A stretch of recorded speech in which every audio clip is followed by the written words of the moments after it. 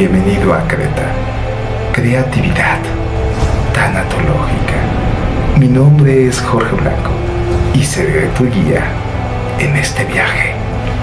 En los próximos minutos, permíteme contarte qué es lo que buscamos, quiénes somos, cuándo empezamos y sobre todo, cuál es nuestra meta. Pero vamos, no pongas la cara como si hubieras visto a un fantasma o alguna especie de demonio, porque no es así. No, ya fuera de broma, te cuento y te comparto. Vamos a dejar en esta ocasión un poquito lejos los personajes y me gustaría platicarte de una manera más humana, más apapachadora, más entregada qué es Creta y qué es lo que buscamos con este proyecto. Siéndote completamente transparente y honesto, la historia comenzó en 1999, cuando un grupo de jovencitos, incitados por una convocatoria de prevención social de centros de integración juvenil, decide lanzar una convocatoria en la cual el mejor sociodrama ganaría. Claro, éramos muy jóvenes en ese tiempo y la obra trataba sobre Necro, la muerte que te mata en vida, el cual era una especie de demonio vampiro que le gustaba la mente de los jóvenes y la sazonaba con drogas para después comerlas. Obviamente esto acompañado de música electrónica y instrumentos prehispánicos. ¡Wow! O sea, ojo, es el año de 1999, en donde, pues bueno, ¿no? Ganamos el primer premio. Y aún recuerdo que se acercó un directivo de escuelas públicas y nos dijo, oigan, es que eso está increíble. ¿Cuánto nos cobran por llevárnosla? Y nosotros así de, ¿se puede cobrar? Y bueno, ¿qué pasó después? Yo decido crear Radio Control, que era una obra donde no había palabras, entonces era tenía una interacción con el público, ¿vale? Y entonces en la obra este personaje tan raro pues hacía ciertas críticas a los medios de comunicación. Pues bueno, tuve yo una lamentable pérdida, fallece mi abuelito, el cual pues yo viví con él. A la semana a mí me llegan a detectar hepatitis C, ¿no? Que en aquel tiempo me dijeron que era incurable, que era mortal y pues bueno, prácticamente me dijeron pues te puedes morir en cualquier momento. A la semana de que mi abuelo falleció y que yo tenía 19 años y decido montar Mortem, el cual era una obra donde yo mismo era la muerte. Y como en el teatro que había hecho con mis compañeros de la obra de Necro, era teatro improvisado, no había un guión, había una estructura, pero no un guión, pues ya tenía como bases, ¿no? Más como el concepto de radiocontrol. Y pues lo llegué a montar radiocontrol en calle con públicos duros, ¿no? Como públicos de secundaria, ¿no? Y de zonas marginadas. Esos son los públicos más duros, porque si no les gusta la obra te mentan tu mamá y se van del teatro, pero si les gusta, wow. Estaba escuchando el radio, un programa de música underground, y había salido una convocatoria de un colectivo de artistas. Pero ¿qué sucedió? Este colectivo compartía oficinas con una oficina de psicólogos. Ajá. Eran chavos de la UNAM y de la UAM, y hacían talleres y cineclubs. Y cuando ellos vieron la obra Mortem, se quedaron así. Ajá. ¿Por qué? Porque en la obra yo me maquillaba de muerte e interactuaba con las personas en vivo. No había un guión. Entonces yo te tomaba, venid, siéntate. Pues los chicos se unieron.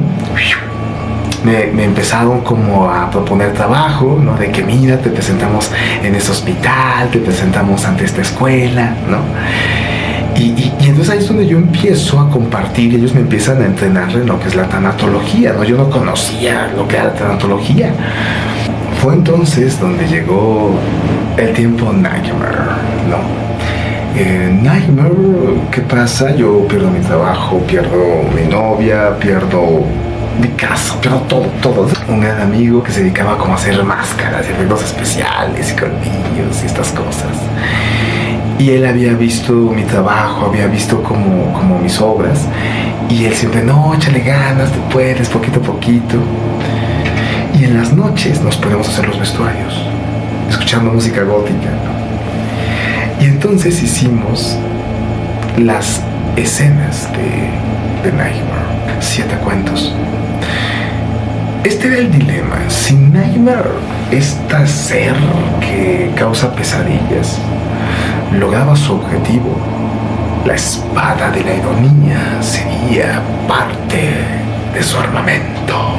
¿Qué es la espada de la ironía? Es una espada que si te corta, vives tu peor pesadilla hecha realidad. ¿Cuál es esta? Es tu más hermoso sueño distorsionado. No es como una persona que tiene mucho dinero y quiere sentirse segura, pero como ya su casa es bonita, pues atrae más la atención y se siente más insegura y contrata guardaespaldas y eso hace que se esté más insegura, algo así. Y paradójicamente la obra pegó. Ajá, a nivel cartelera, Nightmare llegó a estar enfrente de los 1500 personas haciendo un monólogo. Es muchísimo, muchísimo para hacer un monólogo. La obra de los sueños rotos. Querido. Nightmare era un non-eidos y quedó ser que espanta en los sueños.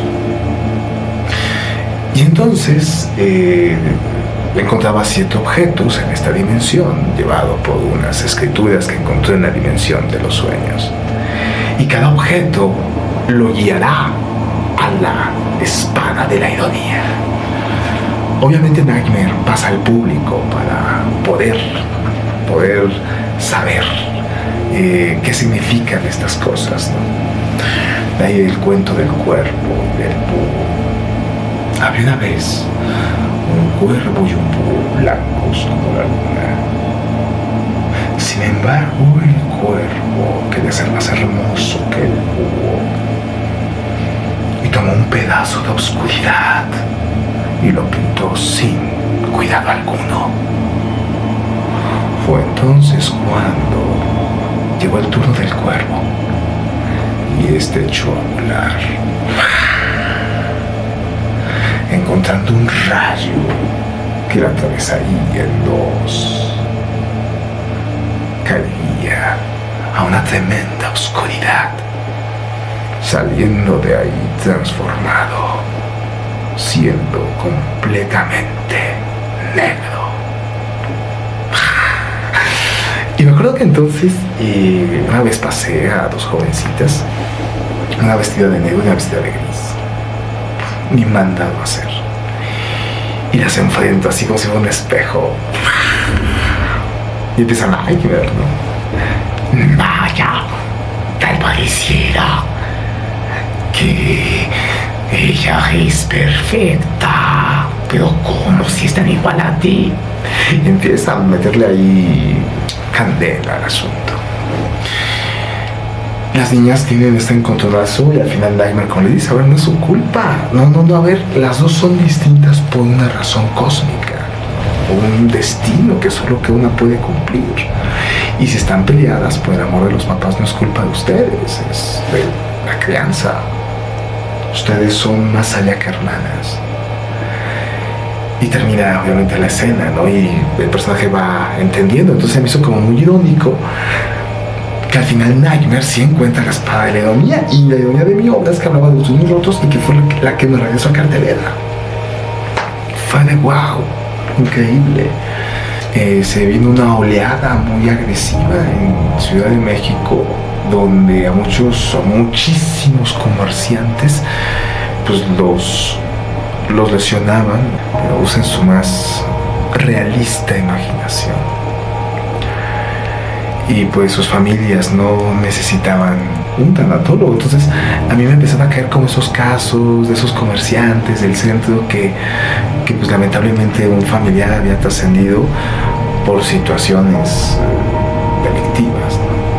Y obviamente comienzo a hacer otra obra que se llama Bonnie, que es el fantasma de un asesino serial. No sé si se puede decir esto. ¿Asesino serial se puede? Bonnie es el único personaje que es enmascarado plano, ¿no? Hola, querido. esta obra era el fantasma de un serial. Era como un presentador, tipo Raúl Velasco, ¿no? Y salió así con mi traje. Ojo, este tipo como que sabe, está quemado. Entonces en la mitología de la obra, este tipo pues era como un conductor, el cual tenía invitados. Pasó algo ahí con unos niños que nunca salieron del foro y al final se quemó el foro.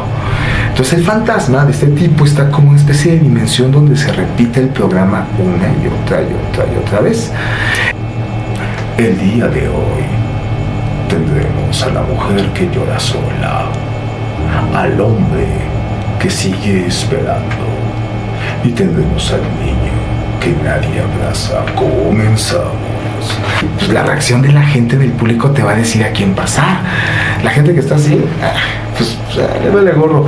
Pero la gente que se está comiendo los dedos, obviamente tiene ahí una situación. Bonnie se volvió también un personaje de batalla, ¿no? El primer público que acogió Bonnie fue el público de AA. En anexos, o sea, sí estuvimos ahí, digo, estoy reconociendo esta parte de que era un teatro rudo, pero sin embargo siempre despertó lo más noble de la gente. Ahí ya vivía más de ser tanatólogo que de artista, realmente, ¿no? Digo, a pesar que había concluido mis estudios, toda esta cuestión, yo ya atendía, ¿no? Pero atendía puras trascendencias violentas. Pasa el tiempo y pues bueno, yo tengo un lamentable accidente en la cadera, el cual me imposibilita caminar por más de 6 meses, casi un año. En aquel tiempo las cosas no eran como ahora, que la gente tomaba terapias vía digital, una cuestión así. Obviamente no, y ya no podía actuar. Para mí fue devastador. Sin embargo, pues usando los únicos recursos que yo tenía a la mano, que era una computadora, aprendí a hacer realidad aumentada. En aquel tiempo no estaba tan de moda y comencé a hacer este tipo de mappings para después proyectar en las obras. El reto era que mis personajes o el nuevo personaje pues tenía que usar bastón. Yo no podía traer espada sino un bastón. Y entonces me acuerdo que hice al personaje de el alquimista, el mago. Siempre hay esperanza, jovencitos. Arrancar una obra desde cero, con 0 recursos, es difícil, pero comencé a intercambiar realidad aumentada en algunos foros. Iba con los dueños, les decía, oye, que mira, yo te puedo animar tus carteles, te puedo animar tus presentaciones, y a cambio préstame tu teatro para poder hacer una obra. La obra trataba sobre un alquimista que cada 500 años tenía que hacer un conjuro y uno de sus órganos desaparecía y a cambio vivía otros 500 años. Poder dar este mensaje, ¿no? De que aunque estés lesionado, aunque no tengas algo, puedes salir adelante. Me acuerdo que la mejor función que tuve fue en un foro con unas mujeres de cáncer de mama, sobrevivientes de cáncer de mama, y creo que ellas entendieron muy bien la obra, ¿no? Cuando tienes que dejar una parte de ti para poder seguir adelante. Un miembro del público que después se volvió mi amigo me presentó a una persona que manejaba todo este lenguaje de responsabilidad social, que manejaba todo este lenguaje de las fundaciones, y cuando yo lo conocí, me acuerdo que yo llevé mi carpeta y dije, mira, yo soy tanatólogo, yo hago este tipo de cosas, yo tengo esa formación. Y entonces hicimos una gran alianza donde empezamos a hacer diplomados de tanatología. Que obviamente es en el momento donde nosotros estamos dando diplomados que llega la pandemia. La pandemia nos cambió a todos. Esa es la realidad. Recuerdo que los profesores no sabían si iban a regresar a clases o no. Y lanzamos incidentes críticos, que era una guía por si un alumno trascendía en tu horario, ¿qué hacer? Luego comenzaron a agredir a los médicos. Fue entonces cuando lanzamos un programa increíble,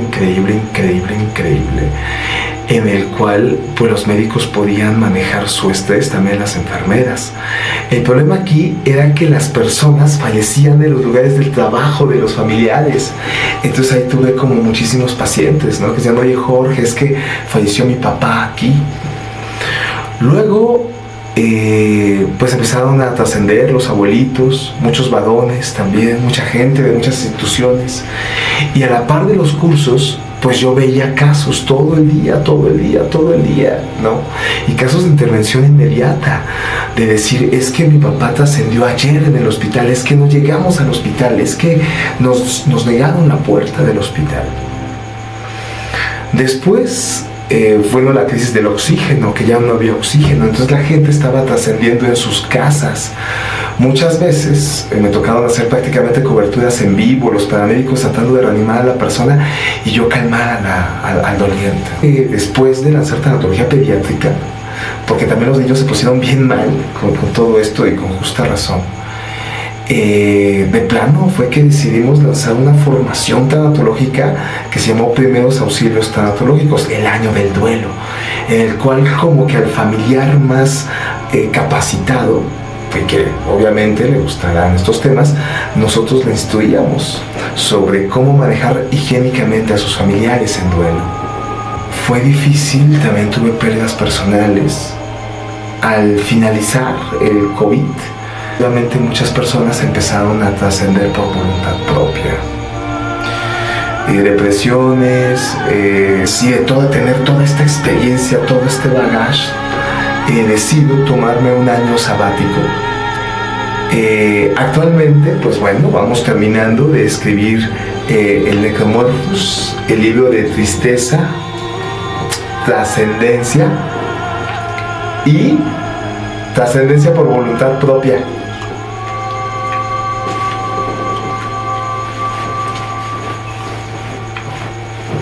¿Okay?